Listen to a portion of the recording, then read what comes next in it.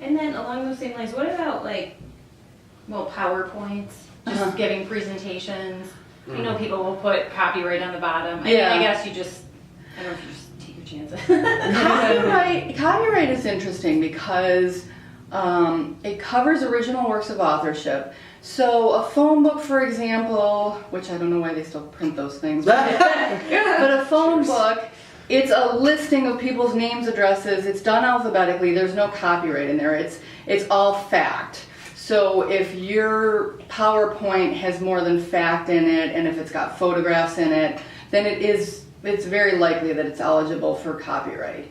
Copyright attaches as soon as the work is placed in a tangible medium. So if you've got a song and you record it on a tape recorder, I'm 95 years old, tape recorders, or you record it on your iPhone or your smartphone, then that's a tangible medium, you can play it back. So the copyright automatically attaches. It's very unusual in the intellectual property world for the intellectual property to attach automatically. The benefit to registration is if you ever need to enforce your copyright. So you register it with the United States Library of Congress, Copyright Office. It's about $35 for an individual to do so. It's fairly inexpensive. I'm an attorney and I very rarely say this about legal work, but it's fairly straightforward. It's not all that difficult.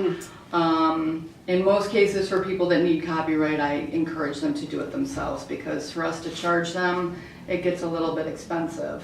So, so the benefit of copywriting is if you do need to enforce it, you may be able to send out a cease and desist letter if somebody's using your photograph, and then you don't have to take the step of going to court. If you do need to take the step of going to court, that gets very expensive. So a cease and desist letter is good if it works.